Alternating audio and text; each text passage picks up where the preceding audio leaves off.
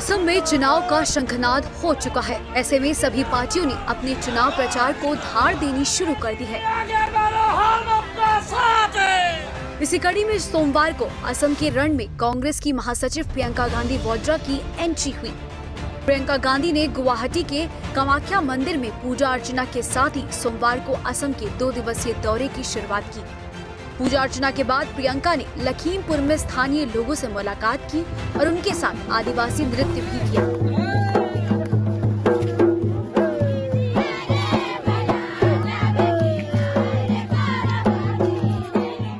Tribal dance के दौरान प्रियंका गांधी कदम से कदम मिलाकर डांस करती नजर आई। वहीं प्रियंका गांधी ने जनसभा को भी संबोधित कर मोदी सरकार पर जमकर हमला किया और कहा, जैसे अंग्रेजों ने असम से पूरे पूर्व उत्तर भारत में अपना साम्राज्य स्थापित किया था, वैसे ही मोदी सरकार भी लॉन्च पैड बने पूर्व उत्तर में। साथ ही सरकार पर लोगों को बांटने का आरोप लगाया।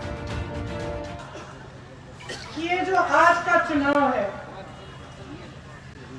उसका जो संदेश है यही है, असम आपकी माँ है, आपकी मातृभूमि है, इसके लिए आप लड़ रहे हैं। आप आज सिर्फ कांग्रेस पार्टी के लिए नहीं लड़ रहे हैं, आप आज सिर्फ अपनी सीट के लिए नहीं लड़ रहे हैं, आप आज असम के अस्तित्व के लिए लड़ रहे हैं।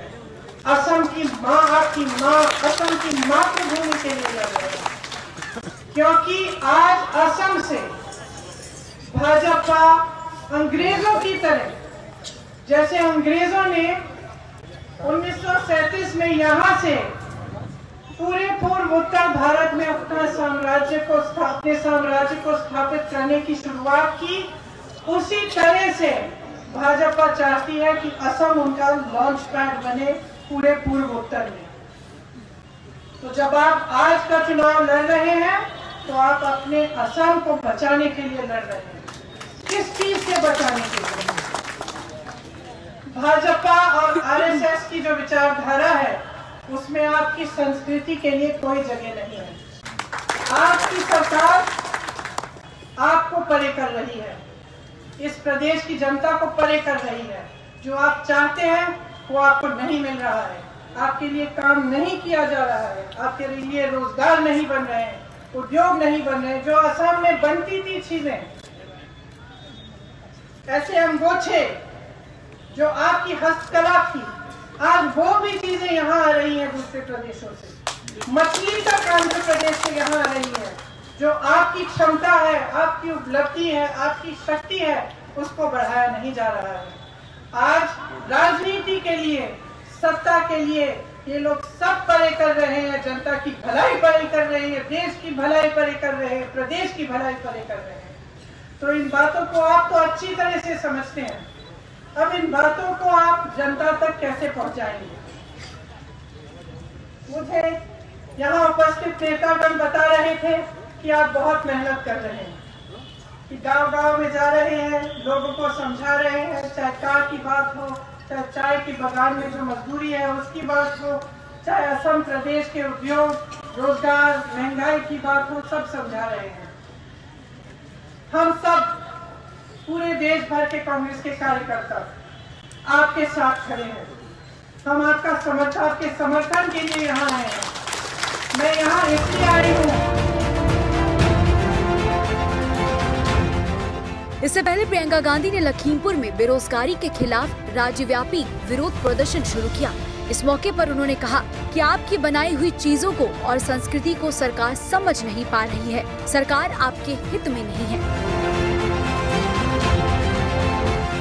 आप पूरे देश भर में आप अपनी हस्तकला, अपनी जो भी आप कार्य करते हैं वो सब आप यहाँ से पूरे देश भर में भेज सकते हैं, लेकिन उसका विपरीत हो रहा है। आपकी अपनी चीजें जैसे ये अंगोछे, जैसे सुराई, मछलियां भी अलग अलग प्रदेशों से आपके प्रदेश आ रही है। आंध्र प्रदेश से मछली आ रही है, सुराई तमिलनाडु में बन रही है, अंगोछे कहीं और से आ रहे हैं, सूरत से आ रहे हैं। ये क्यों हो रहा है? यहाँ पे जो आपकी उपलब्धियां हैं, जो आपकी शक्तियां हैं, उनको मजबूत क्यों नहीं किया जाता है? आपके प्रश्न पूछिए। आपके यहाँ पे असम में जितने भी उद्योग थे, जो आपके चाय के बागान हैं, जो ऑयल की फील्ड्स हैं, वो दूसरों के हाथों में क्यों जा रही हैं? क्योंकि जो सरकार असम को आज चला रही है, जो सरकार केंद्र में आज है, वो आपके हित में नहीं है। वो ना आपकी संस्कृति को पहचान देना चाहती है, ना उसको मजबूत करना चाहती है। और जब तक वे आपको समझ नहीं पाएंगे, जब तक आपके हित के लिए काम नहीं कर पाएंगे, तो आपका भविष्य मजबूत कभी नहीं कर सकते। अगर आप देखेंगे तो पूरे देश भर में सिर्फ 2-3 उद्योगपतियों को मजबूत करने का काम किया जा रहा है। हमारे तमाम नौजवान बेरोजगार हैं, जो रोज आज भी गैस सिलेंडर के दाम बढ़ गए हैं, रोज हर चीज के दाम बढ़ रहे हैं, पेट्रोल, डीजल, और कोई सुनवाई नहीं। गौरतलब है कि प्रियंका गांधी वाड्रा यूथ उत्तर प्रदेश की प्रभारी हैं, लेकिन बतौर स्टार कैंपेनर अब वो 5 राज्यों के चुनावों में भी कमान संभाल रही हैं। तमिलनाडु, बंगाल, असम, केरल और पुडुचेरी के चुनावों में प्रियंका गांधी का ये पहला चुनावी दौरा है।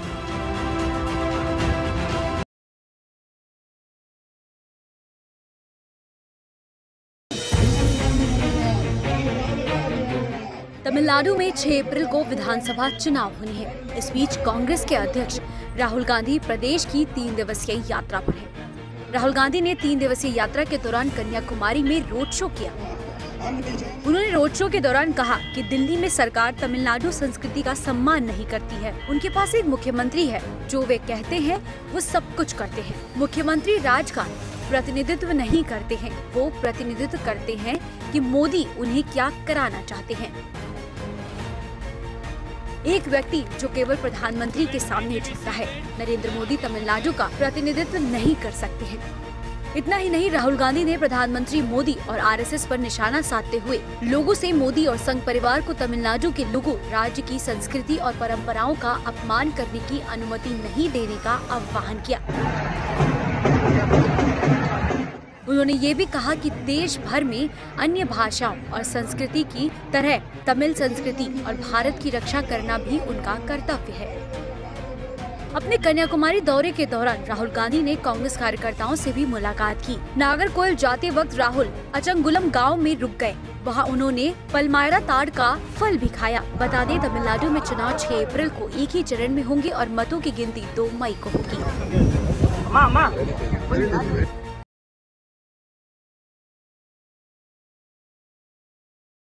प्रधानमंत्री नरेंद्र मोदी ने सुबह एम्स जाकर टीकाकरण कराया। मैं मौजूद हूं गाजियाबाद के यशोदा अस्पताल में, जहां पर ये टीका अभियान की जो है शुरुआत की जा रही है। खास बात यह है कि दूसरे चरण में जो टीकाकरण है वो सरकारी अस्पतालों के साथ साथ निजी अस्पतालों में भी किया जा रहा है। देखिए, ये जो अस्पताल है, यशोदा अस्पताल है, यहाँ पर टोकन दिया जा रहा है जिन लोगों को कोविन जो पोर्टल ऐप है वहाँ पर रजिस्ट्रेशन कराना है। उसके बाद अस्पताल में आने के बाद जो है यहाँ पर एक टोकन दिया जाएगा और उसके बाद यहाँ से सीधे यहाँ पर उनको सैनिटाइज़ किया जाएगा। सैनिटाइज़ करने के बाद यहाँ से वो सीधे ऊपर जाएंगे जहाँ पर जो टीकाकरण है वो लगाया जा रहा है। अस्पताल के यहाँ पर जो मीडिया देखते हैं वो मौजूद हैं गौरव जी, किस तरह से ये प्रोसेस आपके अस्पताल में काम कर रहा है? जी, ये जैसे ही कल हमारे यहाँ से सरकार द्वारा निर्देश प्राप्त हुए थे, उसके बाद में इसको हम लोगों ने रजिस्ट्रेशन स्टार्ट कर दिया है मरीजों का। और मरीजों का रजिस्ट्रेशन स्टार्ट करने के बाद में सीनियर सिटीजन और जो बुज़ुर्ग आ रहे हैं उनको दिक्कत ना हो, इसलिए हमने अपना खुद लैपटॉप और IT टीम लगा करके यहाँ पर हम उनकी रजिस्ट्रेशन में मदद कर रहे हैं और बहुत ही सफलतापूर्वक प्रोग्राम चल रहा है। सुबह से करीब 20 से ज़्यादा लोगों को अभी तक टीके लगाए भी जा चुके हैं और उनको कोई भी तकलीफ ना आए, इसके लिए हम लोग स्वयं यहाँ पर पूरा। टीका कहाँ लगाया जा रहा है? ऊपर लगाया जा रहा है? जी, ये चल के देख सकते हैं। जी, ये ग्राउंड फ्लोर है। यहाँ पर जब पहले आते हैं उनको यहाँ पर वेटिंग कराई जाती है। उसके बाद में अगर हम यहाँ पर देखें तो ये यहाँ पर हॉस्पिटल का जो अपना रजिस्ट्रेशन सिस्टम है, उस रजिस्ट्रेशन को हॉस्पिटल को के अंदर भी मरीज को पहले रजिस्टर करना है, क्योंकि उसके द्वारा जो उसका शुल्क लिया जा रहा है 250 रुपये, वो उसको यहाँ पर जमा कराना है। जब उनका नंबर आ जाएगा उसके बाद में वो यहाँ पे 250 रुपये जमा कराने के बाद में फिर हमारे फर्स्ट फ्लोर पे वो जा कर के जहाँ पे टीकाकरण बूथ है वहाँ पर हम इनका टीकाकरण कर रहे हैं। और हमारे पास 5 टीकाकरण बूथ हैं और हम एक दिन में 500 लोगों को टीका लगा सकते हैं। लेकिन यदि हम आज की बात करें तो आज गाज़ियाबाद प्रशासन ने हमें 100 टीके जो है वो उपलब्ध कराए हैं और आज हम लोग 100 लोगों का टीकाकरण करने का लक्ष्य हमने रखा है। और तक कितने लोग आपके यहाँ लगवा चुके हैं? जी, अभी तक हमारे यहाँ 2 वायल, 1 वायल में 10 होते हैं, जिसमें कि 20 लोगों को जो है वो टीका लगाया जा चुका है अभी। और जब वो फर्स्ट फ्लोर पर आ जाते हैं, यहाँ पर आप जैसे देखेंगे कि यहाँ पर कोविन ऐप के लिए जो है हमारी IT टीम बैठी हुई है अपना लैपटॉप लेकर के, और यहाँ पर उनको आधार कार्ड और उनके जो रजिस्ट्रेशन है और इस तरह से उनकी 250 रुपये की जो रसीद है, जो उन्होंने पैसे रसीद है ये? जी, ये 250 रुपये इन्होंने जमा करा दिए हैं। इसके लिए नीचे रजिस्ट्रेशन किया गया था, उसके बाद में वो यहाँ पर आए और इसके बाद वो अपना जैसे आधार दिखा रहे हैं और आधार दिखाने के बाद में उनका यहाँ पे रजिस्ट्रेशन। अच्छा, ये एक बहुत क्योंकि लोगों को पता नहीं है अधिकतर कि किन किन जो जैसे आधार कार्ड हैं, इसके अलावा अगर उनके किसी व्यक्ति के पास आधार कार्ड नहीं है या किसी तरीके का वेरिफिकेशन नहीं है, उसके लिए क्या यहाँ पर सुविधा है? जी, अगर उनके पास आधार नहीं है तो हमारे पोर्टल में जो गवर्नमेंट का कोविन पोर्टल है उसमें 7 तरह की चीज़ें जो है वो यहाँ पर दिखा रहा है, जिसमें कि पासपोर्ट है और उनका इलेक्शन वोटर ID कार्ड है, पैन कार्ड है, ड्राइविंग लाइसेंस है, इस तरह के और भी जो डॉक्यूमेंट हैं उनको भी दिखा सकते हैं वो, केवल आधार ही ज़रूरी नहीं है। अच्छा, तो यहाँ जो है कोविड ये टीकाकरण है वो लगाया जा रहा है? जी जी जी, यहाँ से इनका जब रजिस्ट्रेशन कर लिया जाता है, इस रजिस्ट्रेशन में जब उनका वेरिफिकेशन हो जाता है, उसके बाद में उनको जिस हिसाब से टोकन दिए गए हैं वो अपने उस सीरियल के हिसाब से ये यहाँ पर सब लोग बैठे रहते हैं और ये इनकी वेटिंग की लाइन लगी हुई है। सरकार के निर्देश, वो लोग हैं जिनको अभी टीका लगना है? जी, जिनको टीका लगना है। सरकार के निर्देशानुसार हम वायल तभी खोल सकते हैं जब हमारे पास कम से कम 10 लोग मौजूद हों। तो 10 लोगों का मौजूद होने के लिए उनका वेरिफिकेशन होना, उनका OTP आना उनके मोबाइल पर, उसके बाद में ही हम वो जो है उसको खोल सकते हैं। जैसे ही उनको यहाँ पर कोविड के लिए वेरिफिकेशन हो जाता है, उसके बाद उनको यहाँ पर हमारी नर्सेज हैं, ये उनको कोविशील्ड का टीका लगाया जा रहा है यहाँ पर, वो उनको लगाते हैं। अगर आप देखें तो ये कोविशील्ड का टीका है और इसको खोलते ही ये 4 घंटे तक इसका वो रहता है। तो इसको अगर आप देखेंगे तो मेरे साथ यहाँ पर कुछ लोग भी मौजूद हैं जो कि इस टीका जो अभियान है उसमें शामिल होने आए हैं। इनसे बात करने की कोशिश करते हैं कि सर क्या नाम है आपका? मेरा नाम विनोद खन्ना। कहाँ से आए हैं आप? मैं राजेंद्र नगर गाजियाबाद से। किसी तरीके की कोई परेशानी रजिस्ट्रेशन करने में ऐसा कुछ परेशानी नहीं हुई, आराम से बेटे ने कर दिया, हमें कोई दिक्कत नहीं हुई। अच्छा, ये 250 रुपये का चार्ज लिया जा रहा है, आप इससे संतुष्ट हैं? बिल्कुल 100% सेटिस्फाइड हूँ मैं गवर्नमेंट से। मैम, आप भी यहाँ पर लगवाने आई हैं? हाँ जी, हाँ, मैं विजयलक्ष्मी। किस तरीके की सुविधाएं हैं अस्पताल में? क्या आपको अच्छा लगा रजिस्ट्रेशन कराने में? कोई समस्या? नहीं, कोई समस्या नहीं आई है, सब ठीक है, यहाँ पे कोई परेशानी नहीं है। कोई परेशानी नहीं हो रही है। लिंक ही नहीं हो पा रहा उससे बहुत देर से, मैं ट्राई कर रहे हैं, उन्होंने ट्राई किया है, ऐसा नहीं है, बट लिंक नहीं हो रहा, दिक्कत ये आ रही है। हालांकि कुछ लोगों को जो है फ़िलहाल क्योंकि ऑनलाइन रजिस्ट्रेशन इसका हो रहा है तो समस्या है, वो कहीं ना कहीं कोविड के ख़िलाफ़ एक नई जो है जीत है। क्योंकि ये भी बताया जा रहा है गौरव जी कि 28 दिन बाद, क्योंकि जो कोविड शील्ड लगवाई जाएगी या जो व्यक्ति कोवैक्सीन लगवाएगा उसको ठीक 28 दिन बाद वही वैक्सीन उसी अस्पताल में लगानी होगी या वो कहीं से भी लगवा सकता है? जी, जनरली तो उसको उसी अस्पताल में लगवानी होगी क्योंकि उसको एक सेंटर अलॉट किया जा रहा है। अगर उसका वेरिफिकेशन किसी और सेंटर पर भी हो जाता है, वो आने वाले समय में हमें पता चलेगा कि पोर्टल में अगर ये सुविधा उपलब्ध है कि उसका किसी दूसरे सेंटर पर वेरिफिकेशन हो जाता है तो वो वहाँ भी लगवा सकते हैं। लेकिन इस बारे में अभी हम कुछ भी निश्चित रूप से कह नहीं सकते हैं। तो फिलहाल मैं मौजूद हूँ गाज़ियाबाद के यशोदा अस्पताल में, जहाँ पर जिस तरीके से सुविधा की गई है, क्योंकि सरकार की तरफ से दूसरे चरण में साफ कर दिया है कि सरकारी अस्पतालों के साथ साथ जो निजी अस्पताल है वहाँ पर भी लोग जो कोविड वैक्सीन है या कोवैक्सीन है उसको लगवा सकते हैं।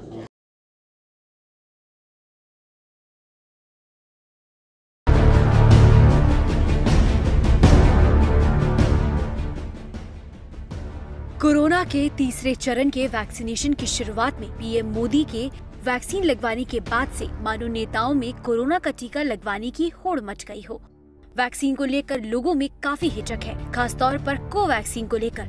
लेकिन पीएम के वैक्सीन लगवाने के बाद लोगों में भी वैक्सीन की विश्वसनीयता पर भरोसा बढ़ा है। उपराष्ट्रपति वेंकैया नायडू ने चेन्नई में कोरोना वैक्सीन की पहली डोज ली, वहीं बिहार के मुख्यमंत्री नीतीश कुमार ने पटना में वैक्सीन की पहली डोज ली। इसके अलावा तेलंगाना के हेल्थ मिनिस्टर एटाला राजेंद्र ने भी कोरोना की वैक्सीन लगवाई। राजस्थान के राज्यपाल कलराज मिश्र ने भी कोरोना वैक्सीन की पहली डोज लगवाई। कोरोना की वैक्सीन लगवाने वाले नामों की लिस्ट में अमित शाह के अलावा कई और नेताओं के नाम भी शामिल हैं। जाहिर है पीएम के वैक्सीन लगवाने के बाद वैक्सीनेशन की रफ्तार को बढ़ावा मिलेगा, क्योंकि पीएम ने वैक्सीन लगवाने के बाद लोगों से ये कहा कि उन सभी लोगों को वैक्सीन लगवानी चाहिए जो वैक्सीन लगवाने योग्य हैं।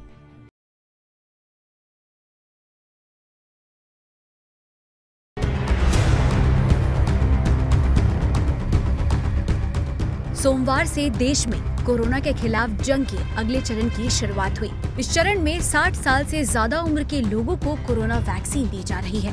साथ ही 45 साल से ज्यादा उम्र के उन लोगों को भी वैक्सीन की डोज दी जा रही है जिन्हें गंभीर बीमारी है। दिल्ली एनसीआर में काफी संख्या में लोग वैक्सीन लगवाने के लिए अस्पताल पहुंच रहे हैं। गाजियाबाद की यशोदा अस्पताल में वैक्सीन लगवाने वाले लोग काफी उत्साहित दिखे। यशोदा अस्पताल में वैक्सीन के लिए पर्याप्त इंतजाम दिखे। यहाँ कुल 100 लोगों को वैक्सीन दी जाएगी।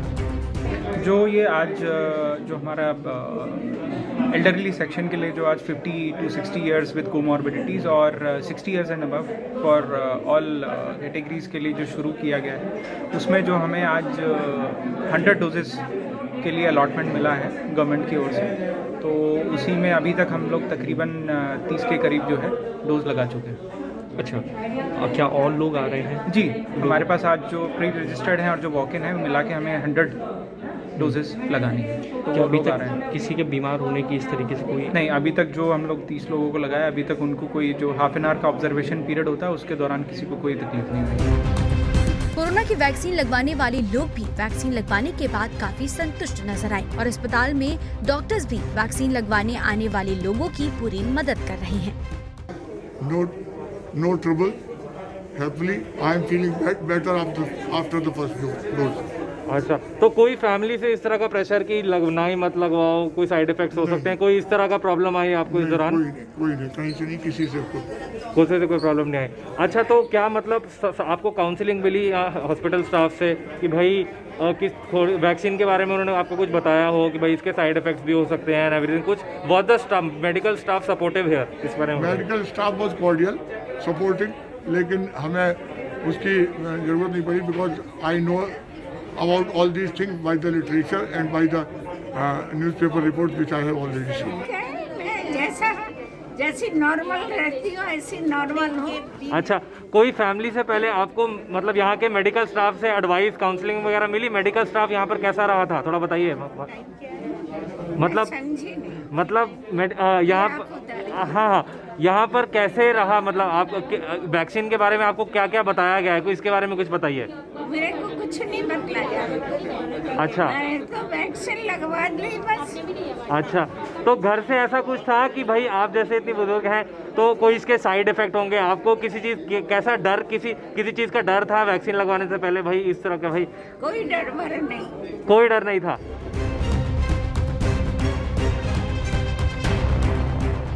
वहीं दूसरी तरफ कुछ अस्पतालों में स्थिति काफी अव्यवस्थित भी दिखी। तीसरे चरण में क्योंकि 60 साल से ज्यादा उम्र के लोगों को वैक्सीन दी जा रही है, ऐसे में मूलचंद अस्पताल में वैक्सीन लगवाने के लिए पहुंचे कुछ बुजुर्गों की शिकायत थी कि घंटों से इंतजार के बाद भी उनका नंबर नहीं आया। इस पर अस्पताल की तरफ से कहा गया कि वैक्सीनेशन देने की एक प्रक्रिया है और क्योंकि पहला दिन है इसलिए थोड़ी सी दिक्कत आ रही है, जिसे जल्द ही सामान्य कर लिया गया। इसमें पहली बात यह है कि अगर आप पहला डोज वैक्सीन का ले रहे हैं, आपको एक मैसेज गवर्नमेंट की तरफ जाएगा दूसरे डोज के लिए, और उसके लिए आपका एक टोकन नंबर होगा, एक पोर्टल होगा जो कि सिस्टमेटिकली कनेक्टेड होगा।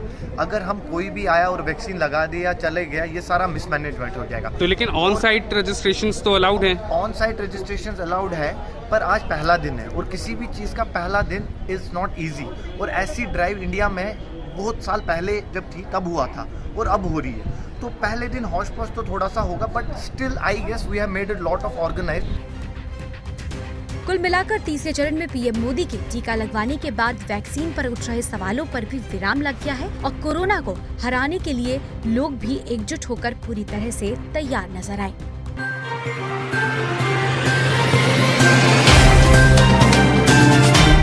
Subscribe now and press the bell icon. Never miss an update.